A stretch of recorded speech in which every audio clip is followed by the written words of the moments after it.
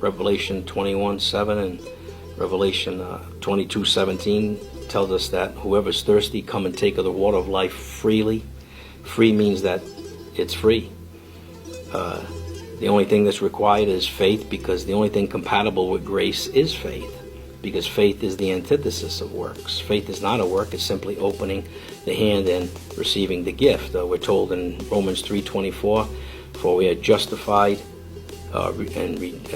freely through the redemption that is in Christ. So it's very clear from the Bible that we're not saved by works. Galatians 2:16, we're justified by faith without the works of the law. Over and over and over again we're told this. Where it's clear that salvation is secure. Jesus said that those who are his sheep are in his hand, and no one can snatch them out of his hand. They'll never perish.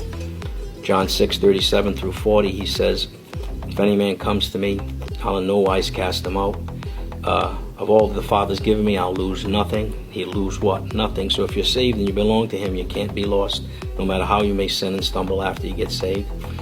And of course in verse 40 he says, I'll raise him up at the last day. John 6:47, he that believeth on me hath everlasting life. Over and over again we could point to many scriptures that clearly teach that through faith alone in Christ alone, we're saved and we're kept saved. The Bible offers no other salvation except eternal security. Eternal security is not a separate doctrine. Eternal security is the gospel. And I know Lordship salvationists don't like that. Pentecostals who teach you can lose it don't like that. Roman Catholics who teach work salvation don't like that. All the cults and religions that teach work salvation don't like that. But that's Bible, folks, and that's all there is to it. You cannot earn God's favor and acceptance by your works. Keep the whole law, you fail in one point, you're guilty of all. If you're going to be saved, God's going to do all the work. And once he saves you, he's going to keep you saved. All you can do is open your heart by faith and receive the gift.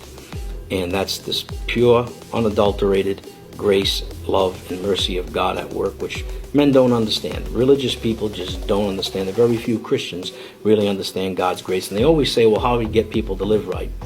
Well, listen, God has something greater than threatening people to send them to hell if they sin as a Christian. His motive is that we grow, and because we love him and appreciate him for all his grace towards us, that we faithfully serve him.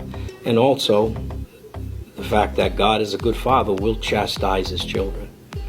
The Bible's full of passages that teach that if Christians backslide and apostatize and get out of God's will, that God will chastise them severely if he has to try to recover them, and that some will die the sin unto death. Some will die before their time, like in 1 Corinthians 11:30-32.